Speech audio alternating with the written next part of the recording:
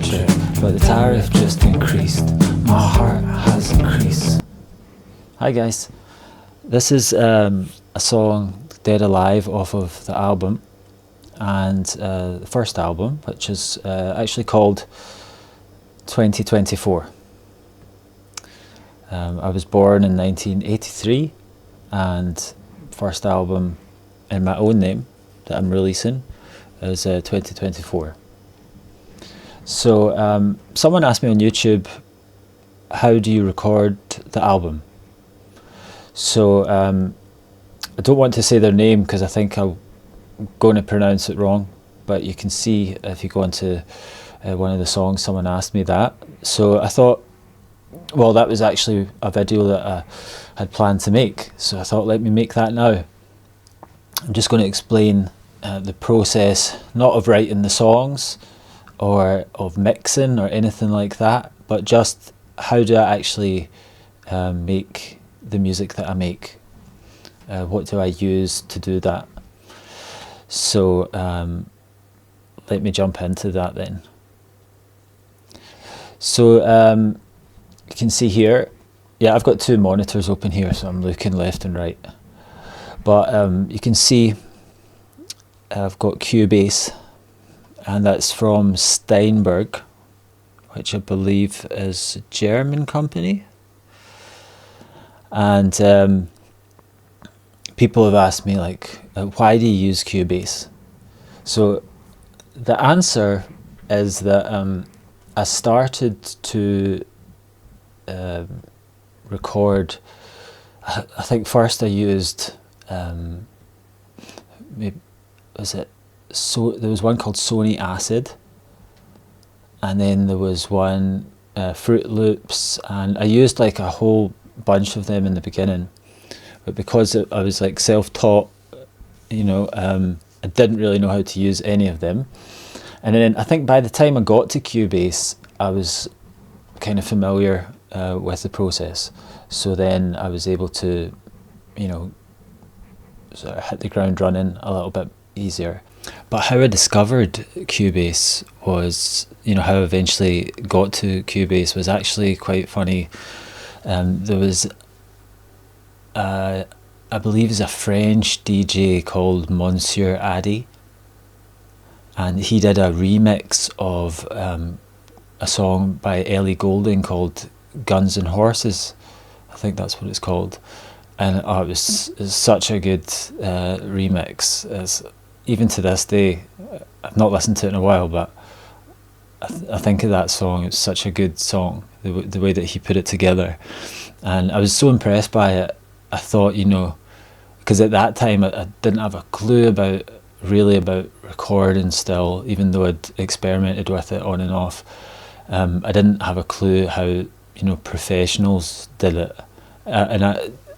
To show you how basic my understanding was at that time, I can remember doing a Google search, like, how do you record music? Like, trying to find out how, like, people actually did it properly. And then when I heard Monsieur Addy's remix of Guns and Horses, I just thought to myself, whatever he is using, I need to use that, because to me that was like as good as it gets. And so I actually went on to the video, the comments on YouTube, and I asked them, what did you use to record this? And I was so surprised when I got a reply, and it just said Cubase. And I don't think I'd heard of it at that point. Okay, so I write a song, and then I want to sit down to record it.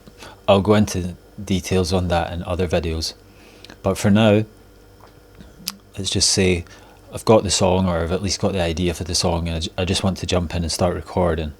So yeah, I've got Cubase, so I'll open that up, and then I'm using, for this album anyway, the SSL2 Plus by Solid State Logic. I've had this for a few years now. I got it when it first launched, and yeah, I mean, it's good. It's got, you can see here, two different channels, so you can record two things at once. If you wanted to do like acoustic guitar and vocals, or two mics on an acoustic guitar, two mics on vocals. That's something I've done in the past, is like I'll maybe just set up two mics and sing into both of them, and then sort of see what I prefer later, or use one for the verse, one for the chorus, or blend the two together. Yeah, there's lots of different things you could do, but actually now on this album, and generally I just use one channel at a time. So these are available. I don't know the Solid State Logic, how many different variations of this they have, but usually all the companies that make these digital interfaces, they'll have like an entry level one that has one channel, and then another one that has two, and then four, and then 8, and however many. And so this is more like, I guess, for, home studio, singer-songwriter kind of things. You're not going to record a whole band playing at once necessarily with this. You could, but depending on your approach, how many microphones you're using and stuff, this would generally just be for a sort of simple setup. Basic. So everyone will tell you there's never like a formula really for writing songs. Lots of people do it in different ways, but for me there pretty much is a formula now at this point. Quite often I'm writing the song as I'm recording it. I quite like the buzz that comes along with that. It's sort of like you when you first write a song, it's like kind of, you'll hear people describe it as like you're almost accessing like a radio station in the universe somewhere, like a Radiohead, and you're just kind of catching the moment. And then so when I write a song as I'm actually recording it, I think I'm able to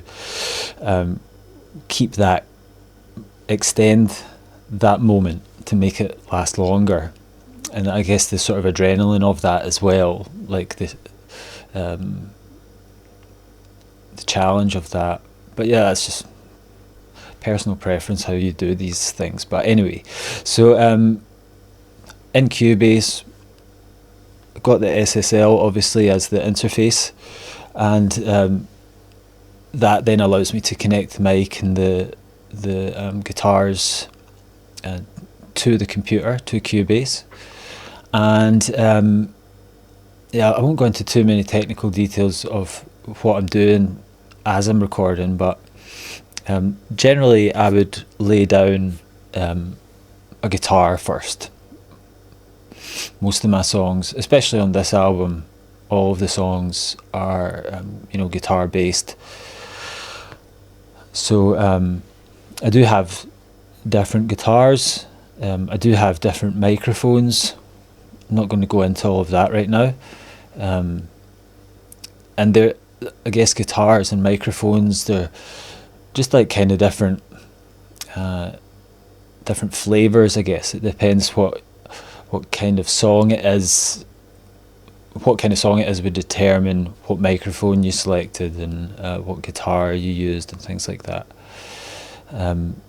But so I used to have, I still have a guitar amp, and I used to actually with this microphone.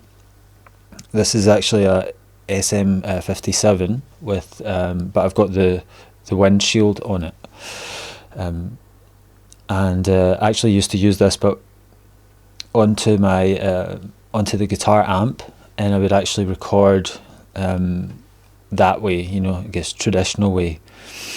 And then I started to get some issues. I can't remember what it was, if it was with the amp or if it was with, it must have been, but also just where I was living at the time, I didn't want to be too loud. And there are ways around that. You can buy different things that allow you to record louder and contain the sound and things like that. But I thought, let me just try one of these virtual amps. So I took like a day or so out of life to test all these different ones, and they have so many different amps. I mean, there's I think maybe I tried about 7 of them, and you really do have to demo them just to see what, because I mean, they don't all sound that great to me personally, and just the user interface, some of them just didn't work with my brain. It was like, and then IK Multimedia, Amplitube. That was it. When I tried that one, I was just like, yeah.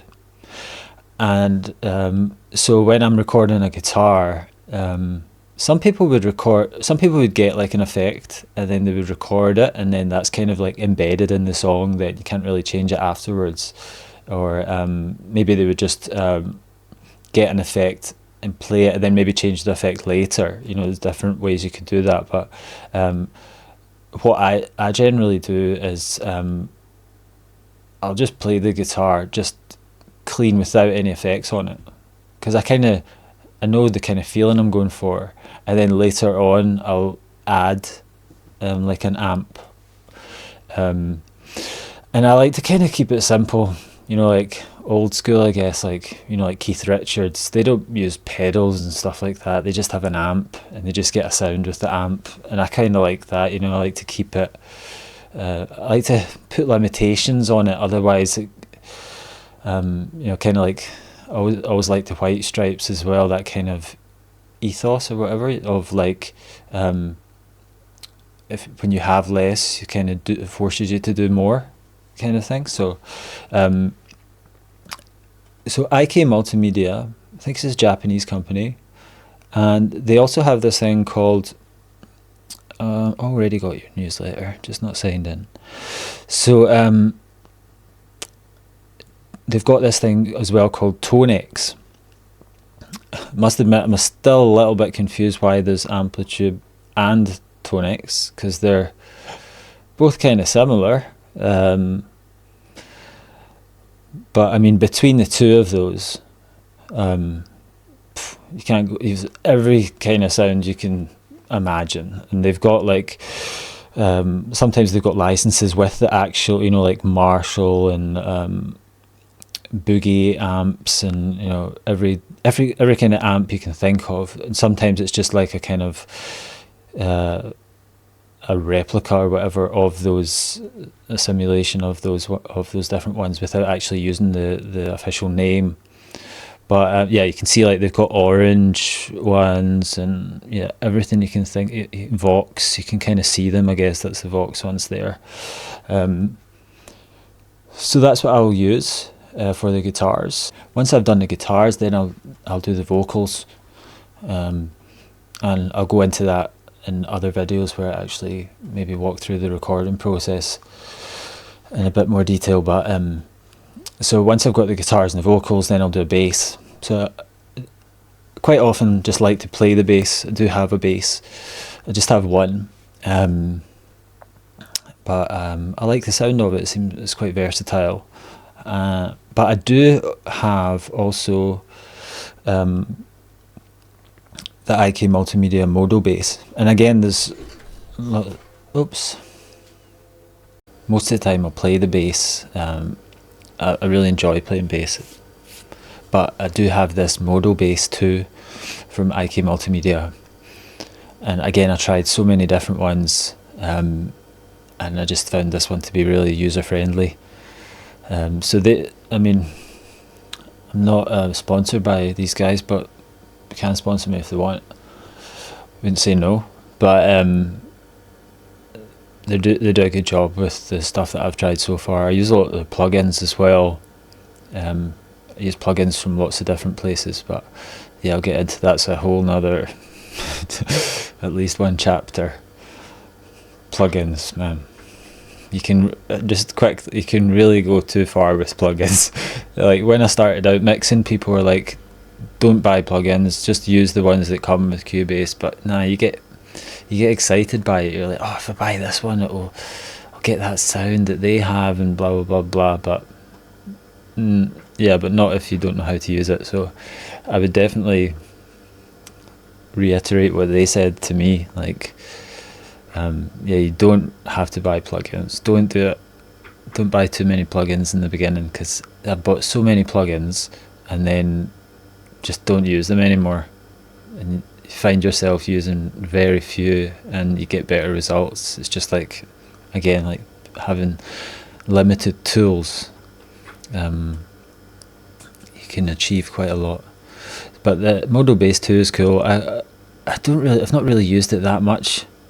I do like the idea that it has a double bass, but I've not had a song yet where I thought that was appropriate.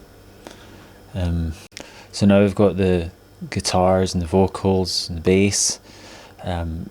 That's usually most of my songs, just like that. I like to keep it simple. And so what I'll do at the end is the drums. And I got this, actually got it second hand. Years ago there was a guy moving overseas and he was selling his home studio stuff. And I bought monitors, speakers, and a few other things from him. Microphone. I actually sold that one. In the beginning I had this microphone, the Rode NT2A, and it had like multipolar patterns. Like you could do a lot with this microphone, and I thought, oh, it's not good, it doesn't suit my voice, you know. I did a lot of recordings with that, but now when I listen back to those recordings, it was like there was nothing nothing wrong with that microphone. It was just I wasn't mixing properly. So yeah, once you learn how to actually EQ things, then suddenly it's like, oh, I should have kept that microphone maybe. But anyway, I got this keyboard from him, and so what I'll do is I'll use this EZdrummer. So they're already onto EZdrummer 3, but I've got EZdrummer 2. I didn't even know until recently that they had brought out a new one. So I mean, they've got all these what do they call it again? Expansion packs. So they've got like, what they'll do is they'll go into like a recording studio somewhere in the world, and they'll record the different drums that they have. Pretty sure that's what they do. They usually have like behind the scenes pictures and stuff of them actually recording the stuff. Yeah, there you go. So I mean, this is studio well recorded, you know, everything's mic'd up, good quality mics, good rooms, good drummers, I imagine, everything, you know. Because it doesn't just, like, you know, when it hits a snare, it doesn't just hit the snare. You can control the velocity of the snare, so how hard it hits the snare. You can control, you know, the sustain, so how long it rings out, how, you know, all that kind of stuff. Everything's like customizable, but the capture of the sound is there. So I mean, these guys must sit there and like start off hitting the snare just slowly, and then louder and louder and louder and louder, and they capture all of those, and you can play around with all of that kind of stuff. So it's great. And these expansion packs are quite cool, because I've got a bunch of them. Again, I've probably got more than I actually use, more than I actually need. But for every genre, they've got all these different drums. The ones that I use, I've got the Nashville one. I've got, I don't know if I've got the 70s rock, I don't think so. Vintage rock, I think I've got that one. It's quite cool when you click onto it. It's got, you can listen to the demos, the audio demos. I think it's at the bottom. Maybe I missed it. But anyway, and then I've got one that's just kick and snares. So it's got like about 100 kicks and 100 snares. Classic rock. There's maybe a new one. Anyway, I'm not going to buy any more. I've got too many. So yeah, so I've got the keyboard going into the computer via USB, and then I've got EZdrummer loaded up on one of the tracks for the drums. And what I'll do first is, my approach, right, is just to, I've recorded the song with the guitars and the bass, and I just go to the start of the song, I hit record, and then I do the kick and the snare from the start to the finish. I never do 2 takes. I just kind of wing it in a sense. I just like that approach. I love the being in the moment when I'm making music, so that's the way I'll do it. And then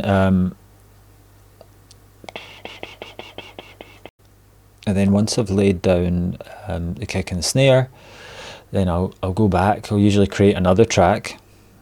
This is not the way that this program is designed to use. I mean, to be used. I'm pretty sure you can do all of that within this actual software itself. I know you can.